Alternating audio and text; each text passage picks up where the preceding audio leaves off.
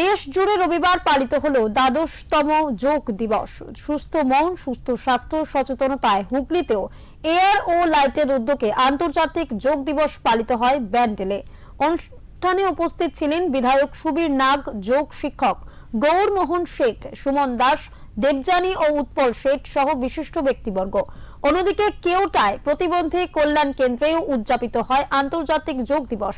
অনুষ্ঠানে যোগের উপকারিতা, মানুষের কাছে যোগের গুরুত্ব ও কিভাবে তা অভ্যাস করা উচিত সেই সম্পর্কে অমূল্য বক্তব্য রাখেন বিশিষ্ট যোগ প্রশিক্ষণ শিক্ষক গৌরমোহন শেঠ। প্রধানমন্ত্রী নরেন্দ্র মোদী পশ্চিমবঙ্গ থেকেই তার যোগ বার্তা দিয়েছেন বলে তার বক্তব্যে উল্লেখ করেন চুঁচুড়ার বিধায়ক সুবীর নাগ।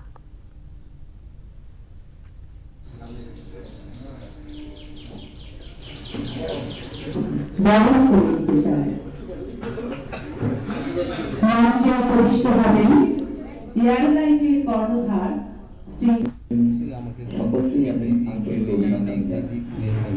12তম যোগ দিবস এবার আয়োজিত হচ্ছে এবং আমাদের দেশের আদরণীয় প্রধানমন্ত্রী নরেন্দ্র মোদীজি এবার পশ্চিমবঙ্গ থেকে যোগ দিবসে বার্তা দিয়েছেন। যোগ শুধুমাত্র একটা দিবসে রূপান্তরিত যাতে না হয়, 365 দিন যাতে যোগ হয় সেই বার্তা আজ আমাদের প্রধানমন্ত্রী দিয়েছেন। এবং শুধু তাই না, তিনি এটাও বলেছেন যে 50 বছরে এসে যোগের মাধ্যমে যাতে আমরা ফিল করতে পারি আমরা এখনো আমাদের শরীর স্বাস্থ্যকে 30 বছরের মতো রাখতে পারছি। বিষয়টা অনেক শক্ত, কিন্তু অভ্যাসে পরিণত করতে পারলে অবশ্যই খুব ভালো। তার উদাহরণ স্বয়ং তিনি।